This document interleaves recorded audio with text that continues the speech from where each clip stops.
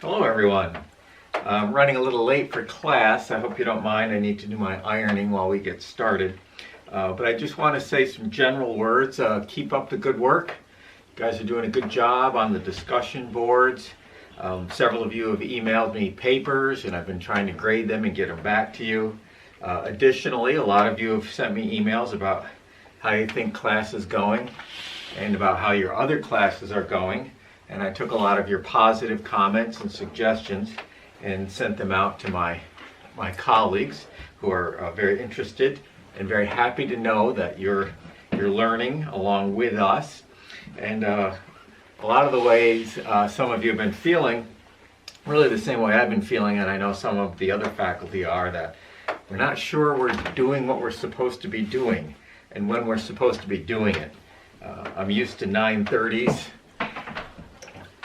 on Tuesdays and Fridays showing up for my short stories class, and now Tuesdays and Thursdays at 9:30 rolls around and I'm thinking, should I be grading? Should I be making a video? Maybe that's why I'm running late this morning.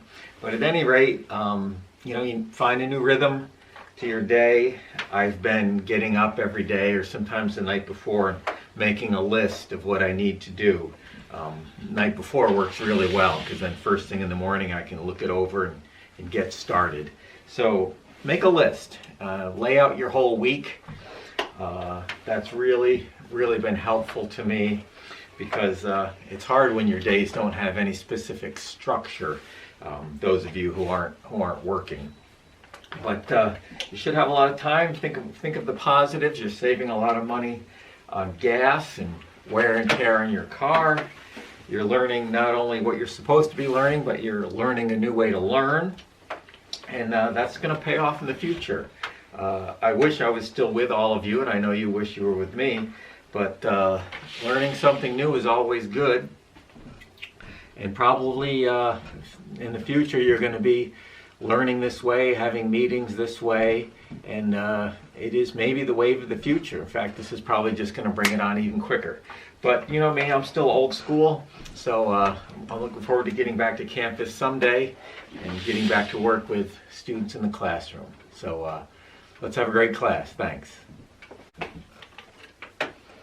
Oh, and one more thing I almost forgot. Thinking about the future and getting back in the classroom, advisors are registering students for summer and fall. So if you don't have an advising appointment and you are even considering coming to Columbia Green this summer and fall, email your advisor. Now, if you've forgotten who your advisor is, we do have a general email address for all advising. It is advising@sunycgcc.edu. And just a moment while I iron the yoke of my shirt, a little shameless plug. This fall I'm teaching American literature, colonial times to 1899. And of course many English 102 classes. Hopefully none of you will need those. And expository writing, which is really a terrific class. We write nonfiction, we sit in a circle. It's a little intimidating at first. Students read each other's papers and comment on them, but every student who has taken that class talks about what a valuable and special, really special experience that it was. So don't be afraid to sign up for expository writing. Many of you write very well and would love it. And those of you who still want to improve your writing, which should be all of you, there's always room for improvement, you can sign up for it too. So at the very least, advising SUNY CGCC, send an email to that address saying, hello, I want to register for fall classes. What should I do? So, see you there.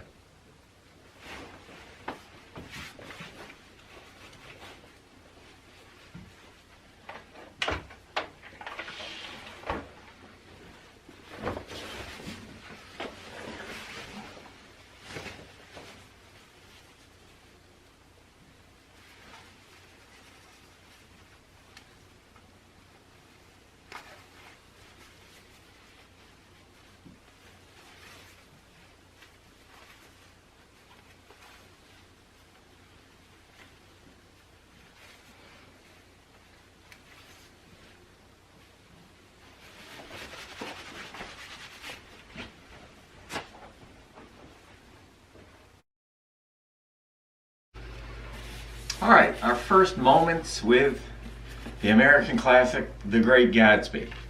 Now, what makes this the great super classic American novel? Part of the reason is because it is. And once something takes on an iconic status like The Great Gatsby, you just have to know it. Television shows, Seinfeld, even more modern sitcoms make reference to The Great Gatsby. About every 15 years, someone makes it in to a major motion picture. It's been made into an opera. It had one good song. And I'll tell you a little bit later about the most successful production of The Great Gatsby, something very, very unusual. But it's good to see all of you. I hope you're doing well out there. Let's dig right into the characters. That's what we're going to focus on in this set of videos. So I'm going to highlight all the very fine people who did what they were supposed to do and post on the discussion board. Nick Carraway. And one of the superstars of this class, Zach. Hello, Zach. How are you? Zach wrote about Nick, I feel like he was partially at fault for all that went wrong in this story. If he had not gotten involved, he could have prevented Gatsby from trying to hook up with Daisy. Heck, more than that, he set them up, right? He reunited them at his house. So Nick in this story really is the center of everything, even though he's really kind of a little bit of a spineless character who just tags along. He really is the catalyst for all of this. However, he is the one character who is dynamic. He goes through a change in the story. So good, Zach. It is all Nick's fault. Shane checks in, another superstar poster in class. I think Nick was trying to do the best he could. That can also be true. He could be doing his best, but still screw everything up. In all honesty, he may not have made the best decisions, but hey, don't we all do some stupid things and make wrong decisions once in a while? Very forgiving of you, Shane. I like that. And I think at the end of it all, at the end of the story, Nick is disgusted with all these rich people. So let's hit the pause button here. Nick's a Midwesterner. Every character in the story is from the Midwest, from Louisville, Kentucky, north up to Minnesota. They're all from that corridor. Chicago's in there as well. They all move east. Nick comes east to make money, to join the elite rich. And it turns out everybody he meets is corrupt and not good people. Angela, I feel that Nick was a man who had choice issues and wanted to think like his father. He made some bad choices, but he was a good guy. I agree, he was a good guy. He wanted to be like his father. The opening line of the book, I know it by heart. In my younger, more vulnerable years, my father gave me some advice I've been turning over in my mind ever since. Whenever you feel like judging someone, remember, not everyone has been born with the advantages you've had. But since Nick grows up, he's the main character of the book. Nick grows up throughout the book. At the end, he does judge them. They're no good. Gatsby's okay, and Nick goes back to the Midwest. Heather. Nick all around seems like a good guy. He seems composed. Everyone tells him their secrets. He is one of those guys, I think because he does try to be non-judgmental, that people do share their secrets. How he knows so much and manages not to say anything to anyone is how he shows his loyalty. He is very loyal to Gatsby. He's very loyal to most everybody in the book. Although I wonder if things would have been turned out different if he did tell. Ronan. Thank you, Ronan. Very good. Excellent answer, Ronan. I feel like Nick does his best. Seems to be a theme here. He may not make the right decisions all the time, but I think his intentions are good. He's approachable. People trust him. Considering everyone likes to tell him their secrets, he's been through a lot. He went to war. Good point. He went to Yale. That's nice. He has a lot of wisdom, not just from books, from experience. And I do think he grows wiser in this book. And Jake, our last check-in. Jake, good job. Nick caused all the problems that happened. If he had not shown up, Jay would not try to get with Daisy. Well, Jake, you're right. He does cause a lot of problems. However, Jay was trying to get with Daisy long before Nick showed up. Maybe he would have failed without Nick, but Jay Gatsby's trying to get with Daisy for 5 years, ever since the day he met her. So we will loop back. to that. So good job on the Nick discussion board. Let's see, let's switch over to, we might as well move on to Jay Gatsby. Once again, Zach checked in first. We'll start at the bottom here with Jake. I respect how Jay got his fortune, but at the same time, using it to get Daisy was a waste that cost him his life in the end. Jake, I couldn't agree with you more on that one. The thing you have to get, everyone, Jay got his fortune just to get Daisy.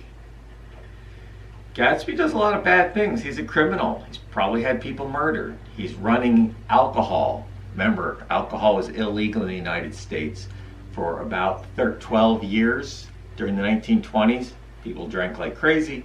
Alcohol was illegal. Gatsby made money selling illegal alcohol. He does it to get Daisy, and it does cost him his life in the end. But Jake, I'm glad you respect that he got his fortune through criminal activity. Ronan, Gatsby's quite impressive. He went all the way from the bottom to the top. Yes, Gatsby worked hard. This story, I'll just tell you here a little closer. This is a dark story, people. Gatsby's trying to fulfill the American dream. Ronan is celebrating that. Good job. He rises up. What happens to him at the end? He's shot dead in his swimming pool. The message of the story, you can get all the money you want. He has to do it illegally. You're still not going to get the girl, and you're going to wind up shot dead in your swimming pool. This book is saying the American dream is a bunch of baloney. Sorry, I don't believe that, and you shouldn't either. But one of the themes of this book, the American dream, is a myth, and you cannot rise up from being dirt poor like Gatsby and have it all. You're going to wind up shot dead in your swimming pool. Sorry to have to tell you that. Heather, it's Gatsby. It's like Gatsby is the town celebrity. Oh, telephone. I better check that.